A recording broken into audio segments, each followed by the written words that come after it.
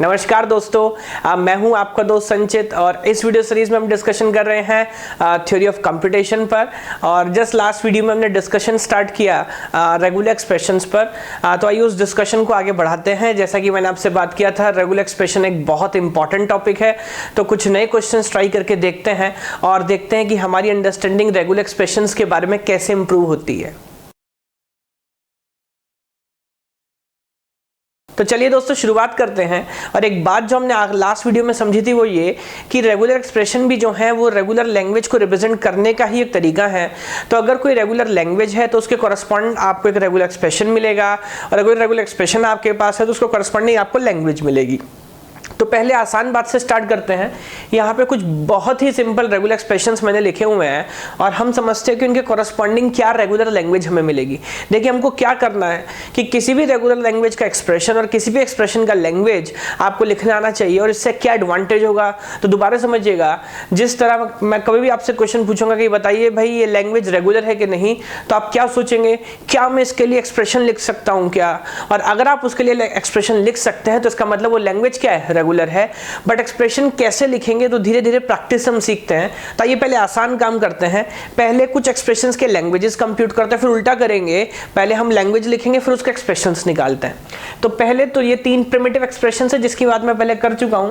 तो समझिएगा, क्या रेगुलर एक्सप्रेशन हमारा फाई हो सकता है? और जैसा हमने समझा था, phi is not a symbol but phi is same as empty set जो आप सेट थ्योरी में पढ़ते हैं। तो अगर कोई सेट है फाई तो उसके अंदर कुछ नहीं होगा। Then if our expression is phi then the language are represented by this expression is also what? phi. Please make a note of this कि मैंने यहाँ पे क्या लिखा है, empty curly braces। कुछ लोग इसके अंदर phi लिखते हैं ना, that is mathematically wrong because if you write phi inside then it means what? एक सेट है जिसके अंदर क्या है phi, बट हमारा तो सेट खुद ही phi है, ठीक है ना। तो या तो आप लिखें empty curly braces या फिर लिखें individually phi because phi itself is a notation for empty set, है ना। तो इसको किसी curly braces के अंदर लिखने की आपको जरूरत नहीं है। तो फाई सेट या नल सेट या एम्प्टी सेट लिखने के 2 तरीके होते हैं सेट थ्योरी में। या तो आप एम्प्टी कर्ली ब्रेसेस लगा दें जो कि कभी कभी थोड़ा कंफ्यूजन क्रिएट करता है, तो उससे आसान नोटेशन डायरेक्ट हमारे पास है, you can write that symbol phi. चलिए आगे बात करते हैं।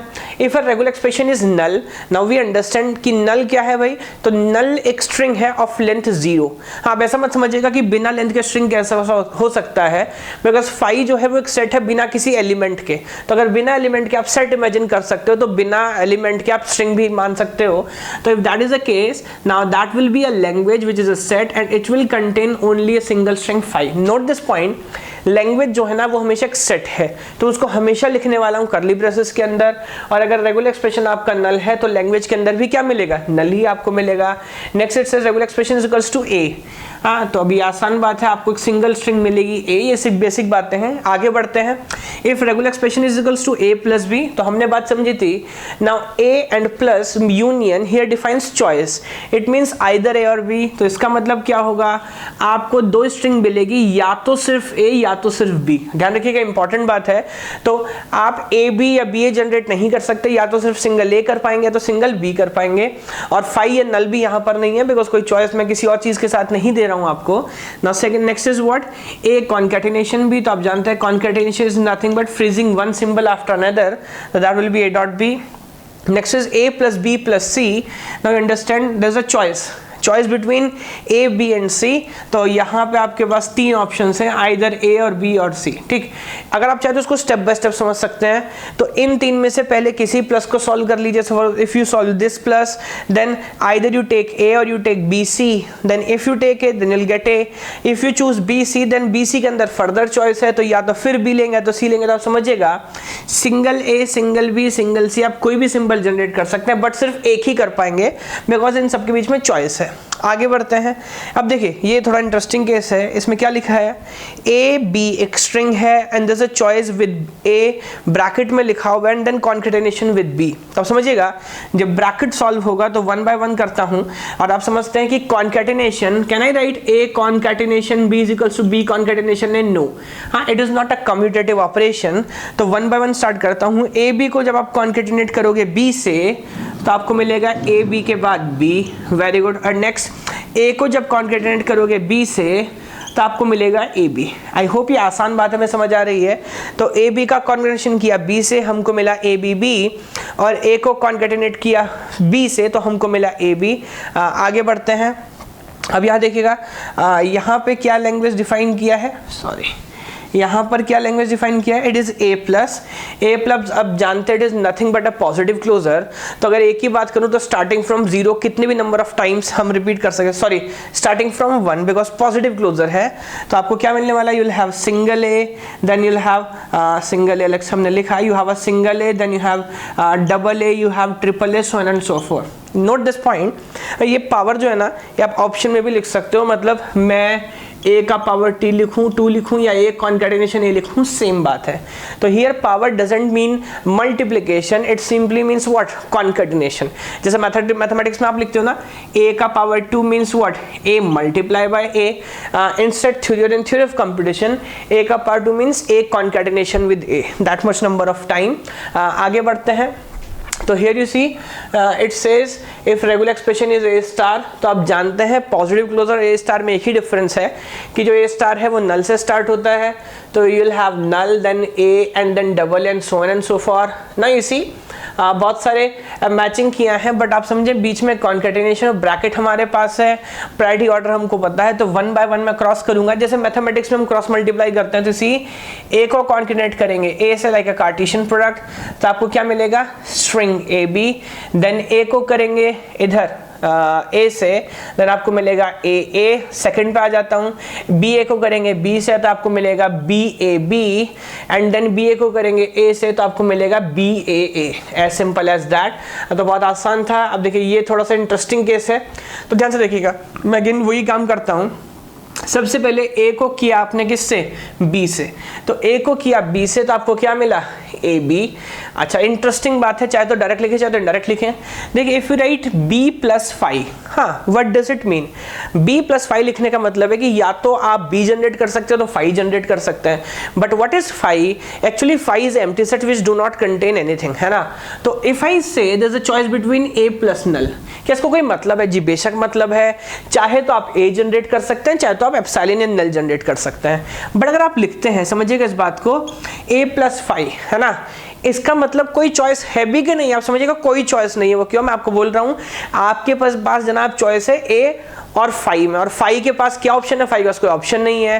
तो a plus 5 is same as a, it is very important, इस बात को ध्यान रखिएगा।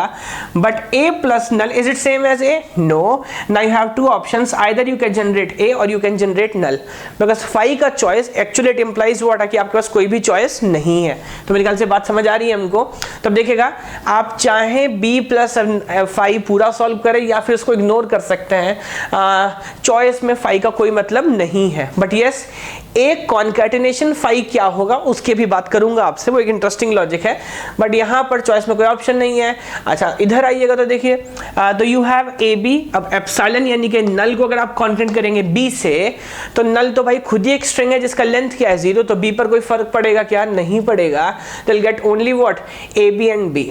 Okay next you see what is a plus b का होल स्क्वायर, तो don't say it is a square plus b square plus 2ab। तो here as I told you कि power का मतलब है कॉन्केटिनेशन, तो इसको मैं लिख सकता हूँ same as a plus b concatenation a plus b, और अगेन कार्टेशियन करेंगे तो क्या मिलेगा आपको, देखिएगा you will get a comma and then you'll get AB, very good, comma, then you'll get BA, very good, and then you'll get what, BB. So I'll have 4 different strings and each will be of length 2. I hope बहुत आसान है।